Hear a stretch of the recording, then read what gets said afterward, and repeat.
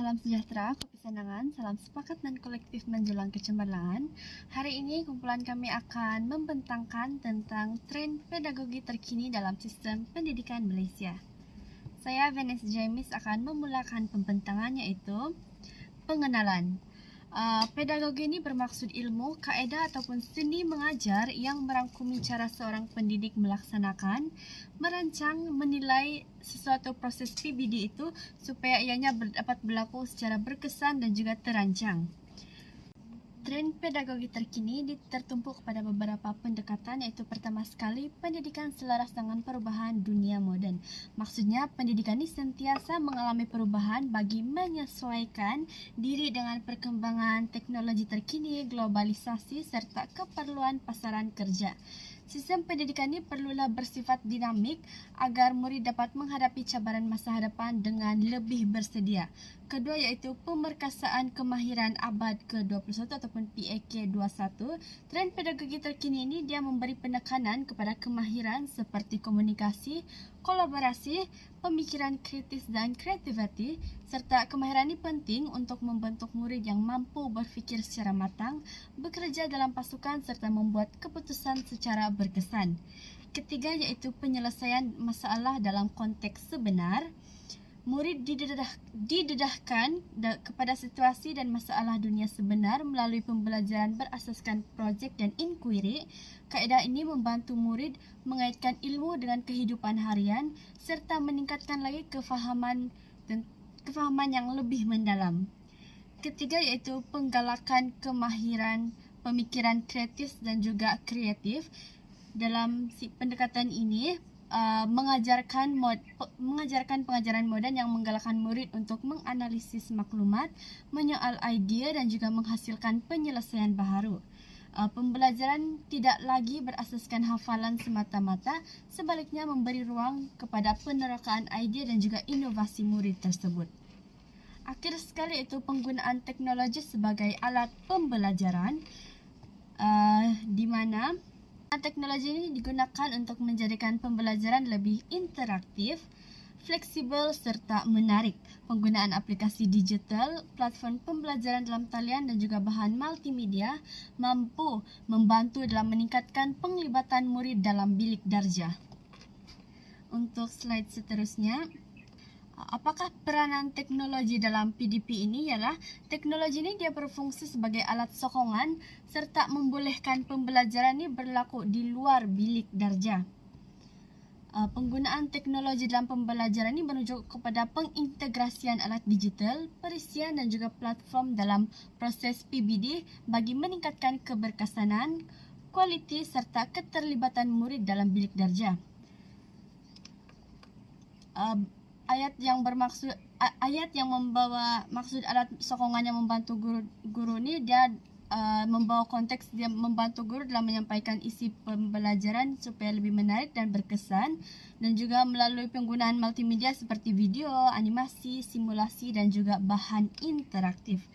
Di samping itu, teknologi membolehkan pembelajaran berlaku di luar bilik darjah melalui pembelajaran dalam talian dan juga akses kepada sumber digital tanpa had.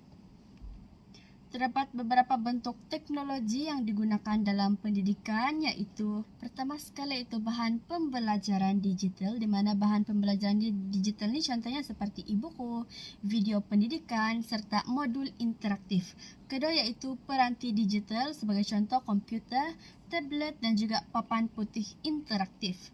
Ketiga yaitu aplikasi penilaian interaktif, contohnya seperti Kahoot, Quizizz dan juga Word Wall untuk meningkatkan lagi semangat murid dalam pengajaran dan juga pembelajaran. Dan akhir sekali itu platform pembelajaran digital, yaitu seperti GC, Google Classroom, Microsoft Teams dan juga D5. Antara contoh pelaksanaan teknologi dalam bilik darjah ini yaitu penggunaan Google Classroom. Untuk memuat naik bahan pembelajaran, tugasan dan juga nota, murid ini boleh menghantar tugasan secara dalam talian serta menerima maklum balas dengan lebih cepat.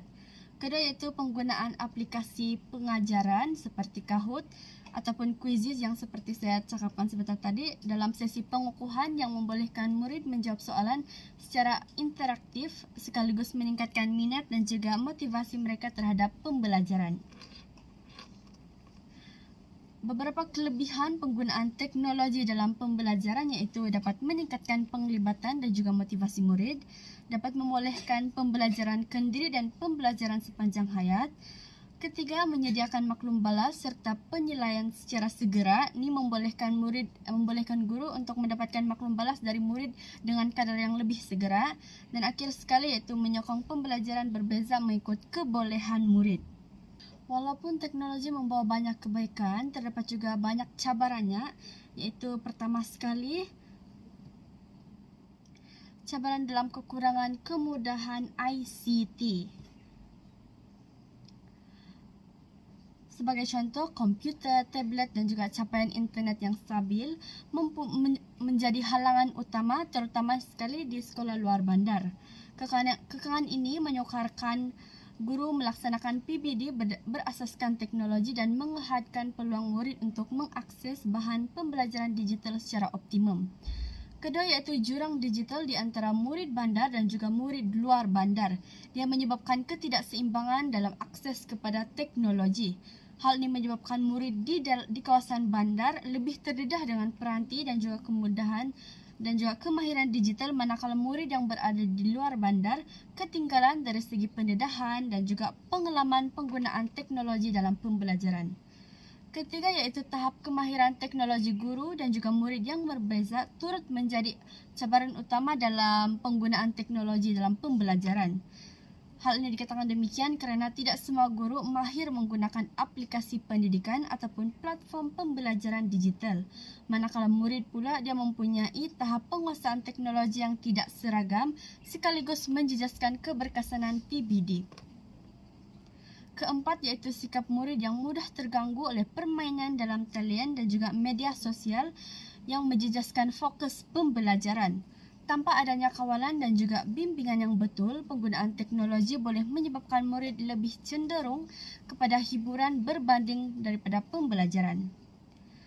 Kelima iaitu kekangan masa guru untuk menyediakan bahan PBD digital. Dia merupakan cabaran yang signifikan sekali. Beban tugas sedia ada menyukarkan guru menghasilkan bahan interaktif dan berkualiti secara konsisten. Akhir sekali iaitu masalah teknikal seperti gangguan sistem, capaian internet yang lemah ataupun peranti rosak boleh menyebabkan kelancaran proses pembelajaran dan menyebabkan pembaziran masa PBD. Bagi mengatasi cabaran tersebut, terdapat beberapa langkah penambahbaikan yang perlu dilaksanakan secara bersepadu dan juga berterusan. Pertama sekali iaitu penyediaan kemudahan ICT dan juga capaian internet yang mencukupi di setiap sekolah perlu diberikan keutamaan. Infrastruktur yang baik membolehkan pembelajaran digital ini dia dilaksanakan dengan lebih berkesan dan juga inklusif kepada semua murid. Kedua, mengadakan latihan dan juga kursus teknologi secara berterusan kepada guru amatlah penting untuk meningkatkan kompetensi digital mereka. Guru yang mahir akan lebih yakin dan kreatif dalam mengintegrasikan teknologi dalam PDP. Ketiga iaitu pemberian bimbingan literasi digital dan juga etika penggunaan teknologi kepada murid dapat membentuk sikap bertanggungjawab. Murid bukan sahaja mahir menggunakan teknologi, malah juga tahu menggunakannya secara beretika dan berfokus kepada pembelajaran. Keempat, pengintegrasian teknologi secara terancang dan berfokus kepada objektif pembelajaran perlulah dilaksanakan agar teknologi berfungsi sebagai alat sokongan dan bukannya sekadar hiasan ataupun hiburan dalam PBD semata-mata. Kelima, sokongan ibu bapa amatlah penting dalam memantau pembelajaran digital murid di sekolah. Kerjasama di antara sekolah dan juga ibu bapa dapat memastikan penggunaan teknologi yang seimbang dan terkawal di kalangan murid. Akhir sekali, penyediaan sokongan teknikal dan penyelenggaraan peralatan ICT secara berkala ini dia dapat mengurangkan masalah teknikal dan memastikan peralatan sentiasa berada dalam keadaan baik untuk digunakan. Baiklah, kesimpulannya secara keseluruhan, penggunaan teknologi dalam pembelajaran ini merupakan satu pendekatan penting dalam pendidikan moden jika dilaksanakan secara terancang dan beretika. Teknologi ini bukan sahaja mampu meningkatkan kualiti pengajaran dan pembelajaran, malahan juga mampu melahirkan murid yang celik digital, berfikiran kreatif dan bersedia menghadapi cabaran abad ke-21. Itu sahaja daripada saya serahkan kepada saudari rakan yang lain. Pembelajaran berpusatkan murid ialah satu pendekatan pengajaran yang memberi fokus utama kepada murid sebagai ejen pembelajaran. Ini bermaksud murid bukan hanya mendengar penerangan guru semata-mata, tetapi juga terlibat secara aktif dalam proses pembelajaran. Pengajaran juga memberi ruang kepada murid untuk meneroka, memahami sesuatu topik secara bermakna dan bekerjasama dengan rakan mereka. Dalam pendekatan ini, guru tidak lagi berperanan sebagai penyampai maklumat semata-mata, tetapi juga bertindak sebagai fasilitator dan mentor yang membimbing murid sepanjang proses pembelajaran. Antara ciri utama pembelajaran berpusatkan murid ialah murid menjadi ejen utama dalam pembelajaran mereka sendiri. Murid terlibat secara aktif dalam aktiviti seperti perbincangan, kerja kumpulan dan penyelesaian masalah. Selain itu, pembelajaran dijalankan secara kolaboratif dan interaktif supaya murid dapat bertukar-tukar idea dan pendapat. Murid juga diberi autonomi dan pilihan dalam pembelajaran. Contohnya, dapat memilih cara menyiapkan tugasan mereka sendiri. Pendekatan ini turut menekankan kemahiran berfikir aras tinggi atau KEBAT supaya murid dapat berfikir secara kritis dan kreatif. Pembelajaran berpusatkan murid mempunyai begitu banyak kebaikan. Antaranya ialah dapat meningkatkan penglibatan aktif murid dalam pembelajaran kerana mereka terlibat secara langsung. Pendekatan ini juga menggalakkan kemahiran berfikir kritis melalui soalan KEBAT dan juga perbincangan. Selain itu, murid dapat meningkatkan kemahiran komunikasi dan kerjasama apabila bekerja dalam kumpulan. Pembelajaran ini juga membina keyakinan diri murid kerana mereka berani bercakap dan berkongsi idea mereka. Murid turut dilatih supaya lebih berdikari dan bertanggungjawab terhadap pembelajaran mereka sendiri. Di samping itu, pembelajaran menjadi lebih menyeronokkan dan mereka dapat memahami pelajaran dengan lebih mendalam. Seterusnya, saya akan terangkan contoh pelaksanaan pembelajaran berpusatkan murid iaitu melalui aktiviti stesen pembelajaran. Dalam kaedah ini, murid akan dibahagi kepada kumpulan-kumpulan kecil, biasanya 4 sehingga 5 orang. Setiap stesen mempunyai tugasan yang berbeza-beza. Contohnya, membaca, menjawab soalan, membuat eksperimen ataupun menonton video pembelajaran. Murid akan bergerak dari satu stesen ke stesen yang lain mengikut masa yang ditetapkan. Sepanjang aktiviti ini, murid akan bekerjasama dan berbincang dalam kumpulan. Guru pula akan memantau, membimbing dan memberi maklum balas. Kaedah ini membantu murid belajar secara aktif dan sesuai untuk pelbagai tahap kebolehan murid-murid. Kemudian, pelaksanaan yang kedua pula ialah melalui aktiviti projek berkumpulan. Dalam aktiviti ini, murid akan dibahagikan kepada kumpulan-kumpulan kecil dan diberikan satu tugasan ataupun projek tertentu. Murid akan merancang projek bersama, membahagi tugasan dan mencari maklumat dari pelbagai sumber seperti buku dan internet. Setelah projek berjaya disiapkan, setiap kumpulan akan membuat pembentangan di hadapan kelas. Guru akan menilai hasil kerja dan memberi maklum balas. Melalui projek berkumpulan ini, murid-murid dapat meningkatkan kemahiran komunikasi, kerjasama dan tanggungjawab mereka. Baik, seterusnya saya akan membentangkan tentang KEBAT, iaitu kemahiran berfikir aras tinggi. KEBAT merujuk kepada keupayaan murid untuk berfikir secara lebih mendalam dan kompleks. Ia bukan sekadar mengingat atau menghafal fakta, tetapi melibatkan proses berfikir yang lebih tinggi seperti menganalisis, menilai dan mencipta.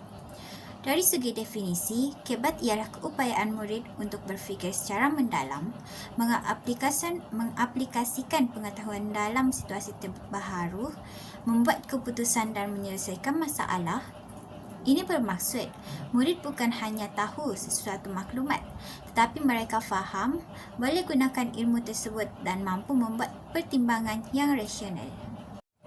Fokus utama KEBAT adalah untuk melatih murid supaya menganalisis maklumat yang diperoleh, menilai idea dan situasi secara kritis, mencipta idea atau penyelesaian baharu.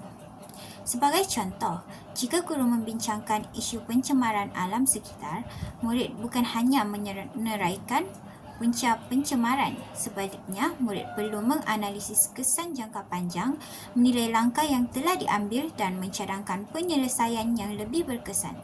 Melalui pendekatan ini, murid dilatih untuk berfikir secara kritikal dan kreatif. Dalam pengajaran dan pembelajaran, kebat boleh dilaksanakan melalui beberapa cara. Antaranya ialah dengan mengemukakan soalan aras tinggi seperti mengapa perkara ini berlaku? Bagaimana cara lain untuk menyelesaikan masalah ini? Apakah kesan jika situasi ini berlaku? Selain itu, guru juga boleh menggunakan perbincangan dan kajian kes. Aktiviti penyelesaian masalah pembelajaran berpusatkan murid melalui kaedah ini. Murid akan lebih aktif terlibat dalam pembelajaran dan tidak hanya menerima maklumat secara pasif. Dalam pelaksanaan kebat, guru memainkan peranan yang sangat penting. Guru bertindak sebagai fasilitator, iaitu pembimbing kepada murid.